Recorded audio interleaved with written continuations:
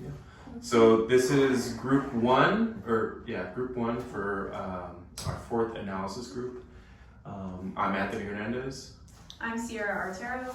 I'm Sean. I'm Mariela.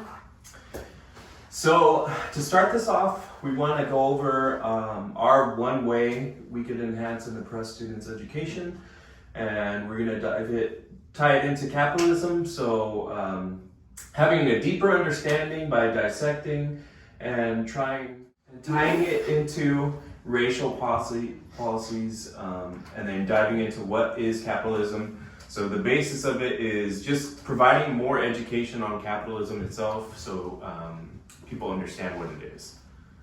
Mm-hmm. So the way that we said capitalism was, we said economic and political systems in which a country's trade and industry are controlled by private owners for profit. Mm-hmm. So basically, from what we went over in class, we said that it was a system that allows movement in social classes. So it makes the middle class, makes capitalism attractive versus the working class. And the way that we define the middle class was they are able to get an education versus the working class is stuck working in favor of capitalism. Yeah, this is kind of like what Candy says in chapter 18, I believe.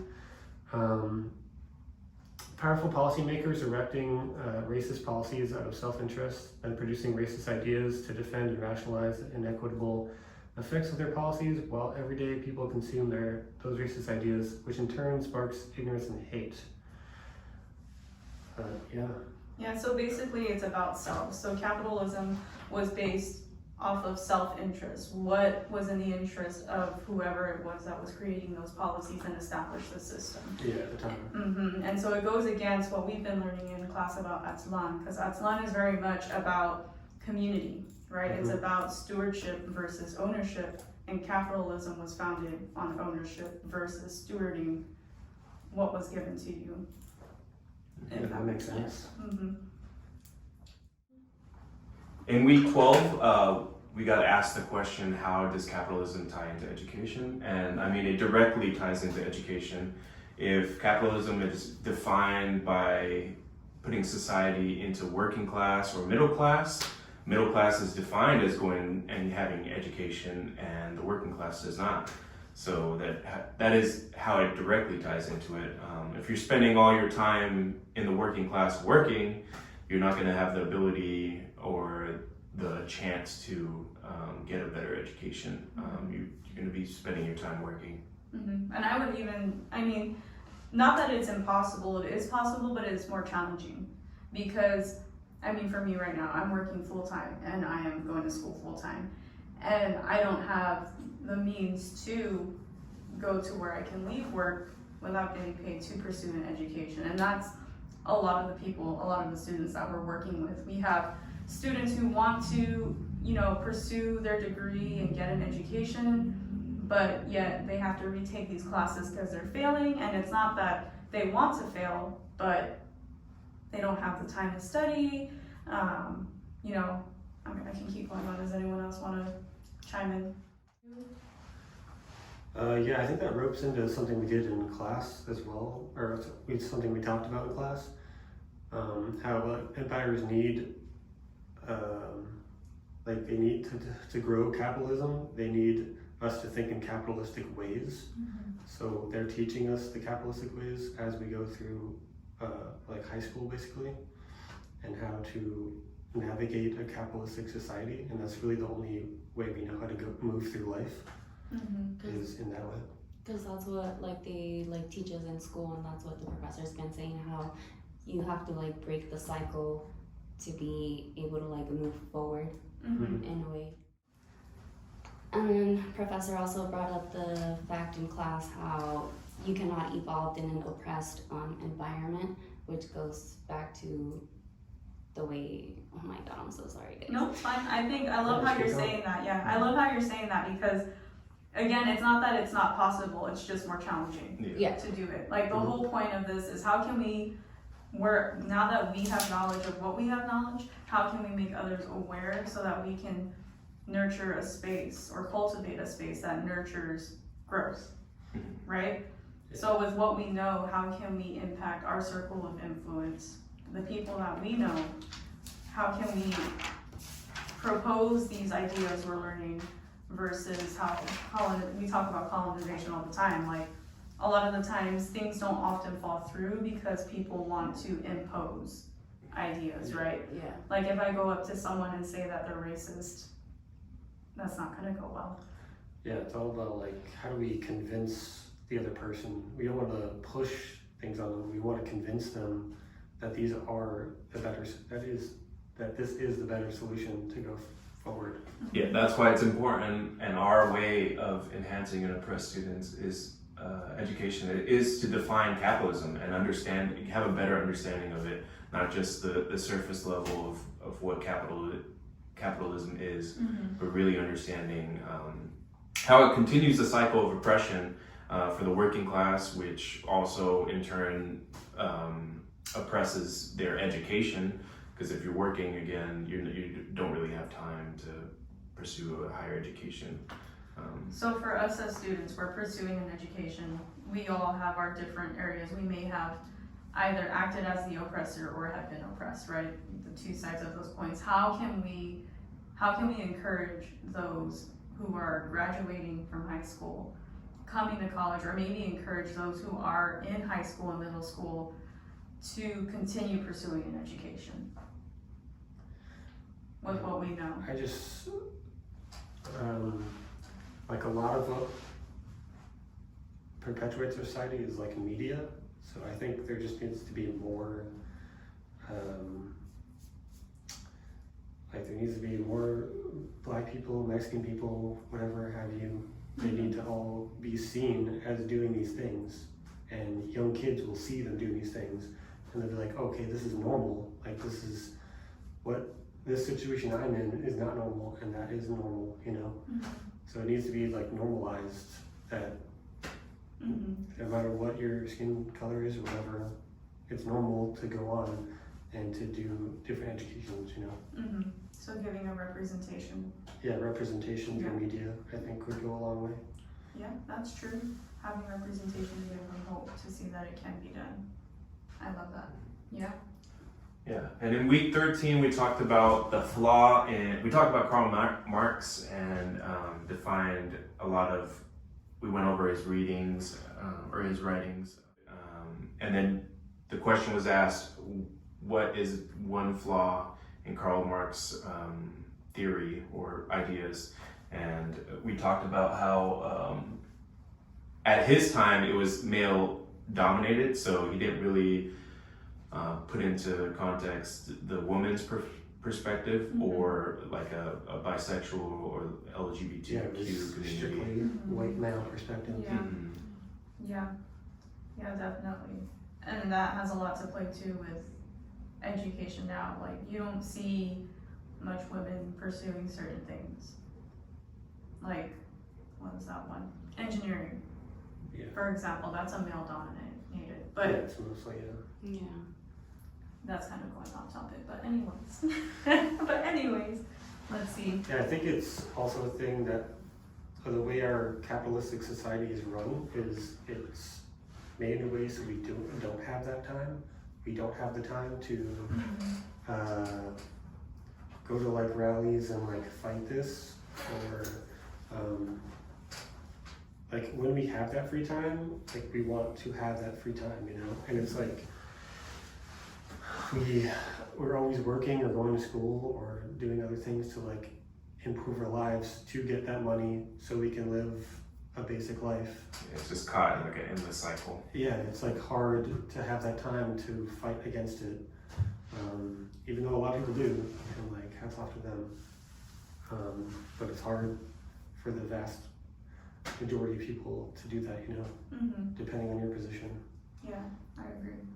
I feel like it's like almost the richer you get, the more time you have for that, but like the less you care because it's already working in your favor. You know, so it's like endless cycle. Yeah. In chapter 9, Candy mentions like how there's like ignorance, there's racial ignorance, and with what we've been talking about in class, the whole deconstructing ourselves, that ties into Candy, because if we deconstruct ourselves, we are technically breaking the cycle of not having ignorance in our racial policies and how we kind of view things in that way. Yeah, and it definitely ties into our one way to enhance and oppress students' education. Because again, if we define what capitalism is and deconstruct it, then that ignorance kind of goes out the window. So. And more about Professor teaching. also mentioned how with Aztlan, it's about building community and deconstructing yourself. So by deconstructing yourself, you're trying to build a community within the school, or trying to help that oppressed student come out of that and building a community with him so he can see kind of how a way to not go the oppressed way and kind of break the cycle. Yeah, no, I like that. A lot of revolutions happen through community, right? A lot of movements and policy shifts have happened because the community gathered together. But I think with capitalism and how, capitalism is based off of the backs of others working. So it's like other people are like exploitation. Exactly. So in exploitation, you're divided, right? There's no vision. There's nothing. You're divided, and you're trying to. It's like a dog-eat-dog world out there. Every man for himself. Versus in Aztlan, it's like you're a community. If one person is falling, you're falling. Yeah. And that isn't really the culture that we have here. I mean, I could say for San Diego.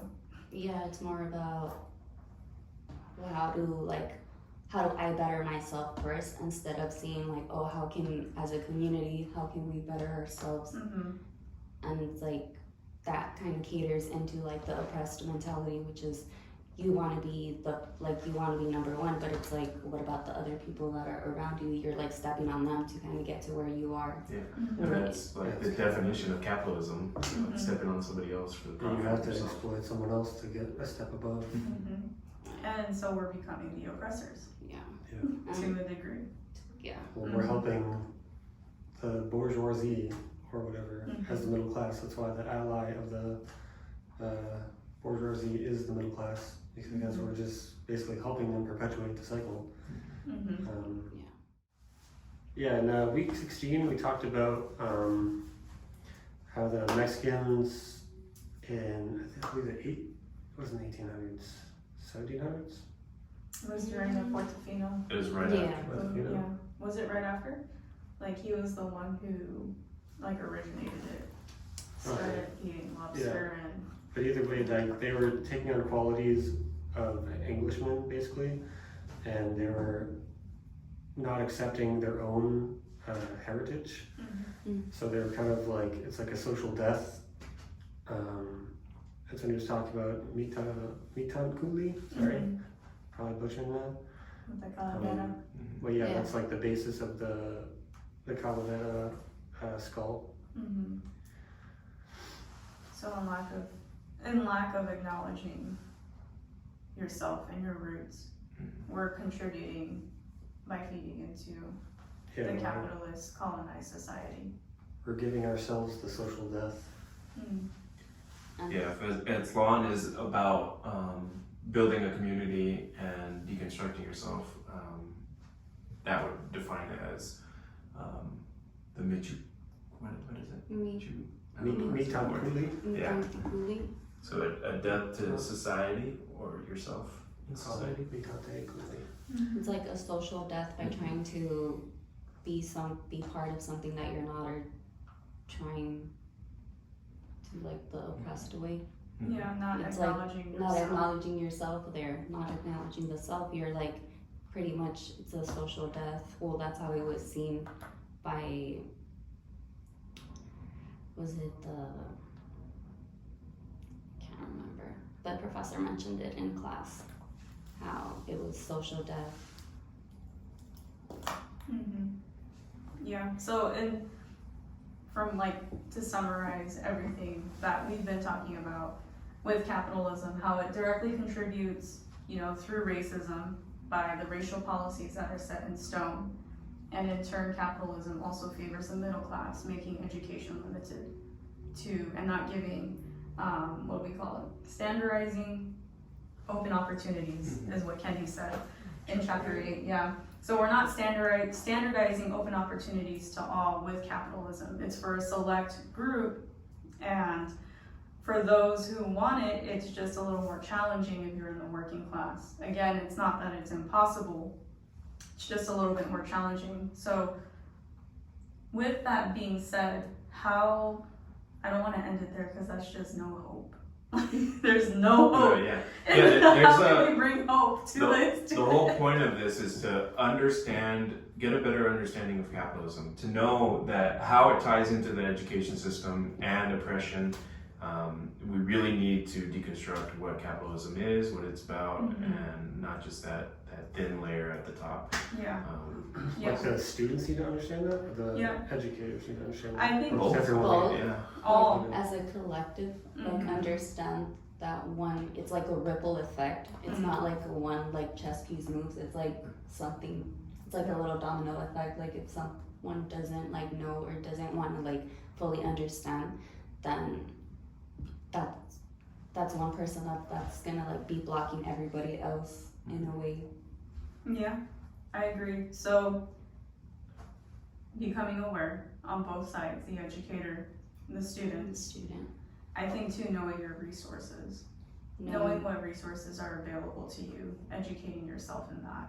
Because a lot of times like the resources are there, but we don't know about them, or it's like one person knows about them, but they don't like tell anybody else. They like, just keep it to themselves, and it's like instead of like letting others know like, hey, there's these resources available, they just, it's like, oh well, if I figured it out, like they can figure it out on their own, and it shouldn't be that way. But even that's a colonize. Yeah, they don't pass it along. Not passing There's no it sense along. of community. Yeah, no sense of because community. we're all trying to step on each other. Information hoarding, yeah. So, It's like a big competition, basically. Yeah. That's what it turns into. and we don't want that. Yeah, and that's like the opposite of Aslan. Yeah. So, Competition. to the oppressed student, you don't have to be oppressed. You don't have to. You're either oppressed or being the oppressor, or doing both.